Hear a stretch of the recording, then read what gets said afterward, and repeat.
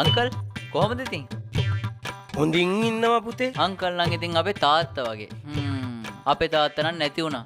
ඒත් අංකල් තමයි තාම. ඒ නෑ නෑ මං කියන්න ආවේ අපේ තාත්තා නැති හින්දා. අංකල් දැක්කම අපි තාත්තා වගේ හැංගීමක් ආවා. ඒකයි ඒක මිසා.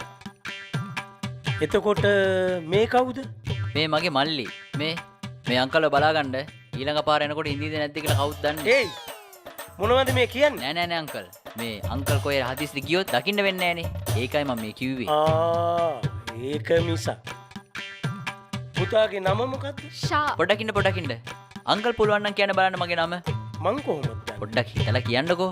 මොකක් කරි ඉංගියක් දෙන්න බලන්න. ඉස්සලම අකුර ෂා. ඉවර වෙන්නේ තයන්නේ. මැද අකුර අල්න යන්න.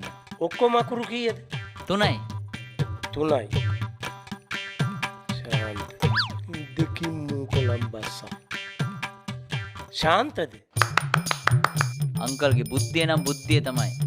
ආයා. අයියෝ.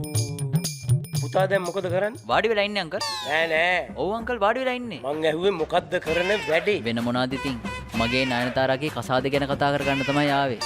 මේක මේ පිස්සෙද්ද කොහෙද? මං ඇහුවේ මොකද්ද කරන රස්සාව? සල්ලි හොයන රස්සාව තමයි. නැතුව ඉතින් පින්නට රස්සාවල් කරනවා ඇයි?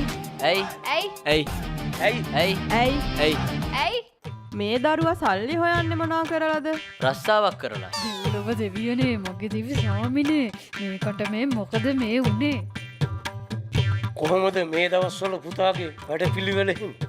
උදේට එලාම් එක වදිනවා, ඇහැරෙනවා, මූණකට හොදනවා, නානවා. ඊට පස්සේ බත් ටිකකුත් කාලා බත් එක්කුත් තෝදාගෙන වැඩට යනවා. ඊට පස්සේ වැඩ ඉවරලා හවසට ආයෙ ගෙදර එනවා. පැයක් විතර මල් කඩනවා, ආයෙත් රැට කනවා, ආයෙත් ඉඳගෙන ආයෙත් උදේට ඇහැරෙනවා. ඔව්.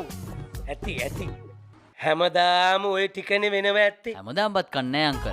ඉඳලා හිටලා ඔය ඉදියාප්ප රොටි හැමත් කනවා. ඊයේ සේකර අංකල්ගේ කඩෙන් තෝසෙ කෑවා. කලින් නම් අංකල් රුපියල් 15යි. දැන් ওই වාහනේට ෆිනෑන්ස් එක දාන්න ඕන කියලා තව රුපියල් 25කුත් වැඩි කරලා. මොනා කරන්නද ඉතින්? අනේ අම්මපා කම්බයක් කන්න නැත්ත බලහල්ලකෝ. ඒ මොකටද අංකල්? පෙල්ලේ වැල දාගන්න. අංකල්ට පරක්කු වෙන්නේ නැත්නම් මට විනාඩි 10ක් දෙනවද? ඒ මොකටද? කම්බයක් ගේන්න. මට විනාඩියක් දෙනවා. මොනවද ඔය හොයන්නේ? විනාඩිය. දුව මෙහෙන්න.